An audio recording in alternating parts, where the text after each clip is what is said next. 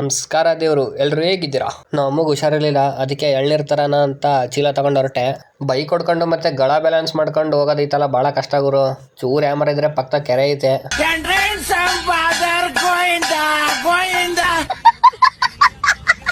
ಅಂತೂ ಹುಷಾರಾಗೋಗಿ ತೋಟ ಮುಟ್ಟಿದೆ. ಅವಾಗೆಲ್ಲ ನಾವು 4-5 ಗಳ ಹೋಯ್ತಾ ಇದ್ವಿ ಕಾಯಿ ಕೆಡವಕ್ಕೆ. ಇವಾಗೇನಿಲ್ಲ, ಫೈಬರ್ಗಳ ಬಂದ್ಬಿಟ್ಟವೆಲ್ಲ.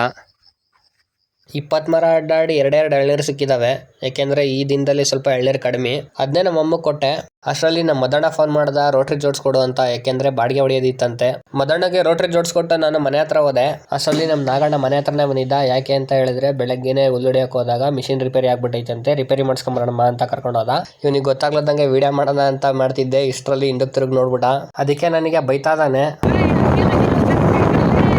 ಇಲ್ಲಿರೋ ಅಂತ ಎಲ್ಲ ಇಂಪ್ಲಿಮೆಂಟ್ಸ್ನು ತಗೊಳ್ಳೋಣ ಅಂತ ಒಳಗೋದೆ. ಅಷ್ಟರಲ್ಲಿ ನಮ್ಮ ನಾಗಿಗೆ ದುಡ್ಡು ಕೇಳಿದೆ. ಅವನಿದ್ದಾನು ನಮ್ಮ ಮನೇಲಿ ಇನ್ಕಮ್ ಟ್ಯಾಕ್ಸ್ ರೈಡ್ ಆಗ್ಬಿಟ್ಟೈತೆ ಅಂದ್ಬಿಡದ. ನಾನು 2 ಸಲ ಪಾಬೋಜಿ ತಿಂದ್ರೆ ಇವನು 1 ಸಲ ತಿನ್ನಕ್ಕೆ ಇಷ್ಟ ತನಕ ಮಾಡಿದ್ದಾನೆ ಪುಣ್ಯಾತ್ಮ. ಆಯ್ತು ಬಿಡು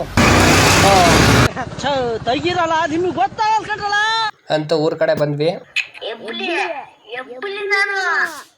ಮಧ್ಯಾಹ್ನ ಆಗಿತ್ತು. ನಾವು ಊರಿಗೆ ಬರೋಷ್ಟರಲ್ಲಿ ರಾತ್ರಿ ನಮ್ಮೂರಲ್ಲಿ ದೇವ್ರು ಹೊಣ್ಸಿದ್ರು. ನಮ್ಮೂರಲ್ಲಿ ಒಂದು ಪದ್ಧತಿ ಇದೆ. ಏನಂದ್ರೆ ದೇವ್ರಿಗೆ ಯಾರ ಮನೆ ಇಷ್ಟ ಇರುತ್ತೋ ಅವ್ರ ಮನೆ ಹತ್ರ ಹೋಗುತ್ತೆ. ಈ ವರ್ಷ ಮಧ್ಯಕೇರಿ ಬೆಳಕಟ್ಟೆ ನಂದೀಶಣ್ಣವ್ರ ಮನೆ ತೋರಿಸಿದೆ. ಅವ್ರ ಮನೆಯಲ್ಲಿ ಫಸ್ಟ್ ಅಭಿಷೇಕ ಎಲ್ಲ ಮಾಡ್ತಾರೆ, ಆಮೇಲೆ ದೇವಸ್ಥಾನ ಒಳಗೆ ಬಂದು ಕೂರುತ್ತೆ. ನಂಗೆ ಬಹಳ ಕ್ಯೂರಿಯಾಸಿಟಿ ಇತ್ತು. ಏನಂತ ಹೇಳಿದ್ರೆ ಈ ವರ್ಷ ನಮ್ ಕೇರಿಗೆ ಬರುತ್ತೆ, ನಮ್ ಕೇರಿಲೇ ಯಾರ್ದಾರ ಮನೆ ತೋರಿಸುತ್ತೆ, ಚೆನ್ನಾಗಿ ವಿಡಿಯೋ ಮಾಡ್ಬಿಟ್ಟು ಹಾಕೋಣ ಅಂತ ಮಾಡಿದ್ದೆ. ಆಮೇಲೆ ನನಗೆ ಗೊತ್ತಾಯ್ತು ತರಕಾರಿಯವನೇ ನಮ್ ಕೇರಿಗೆ ಬರಲ್ಲ, ಇನ್ ಮುರ್ಡೋ ಸೊಪ್ಪ ಎಲ್ಲ ನಮ್ ಕೇರಿಗೆ ಬರುತ್ತೆ ಅಂತ.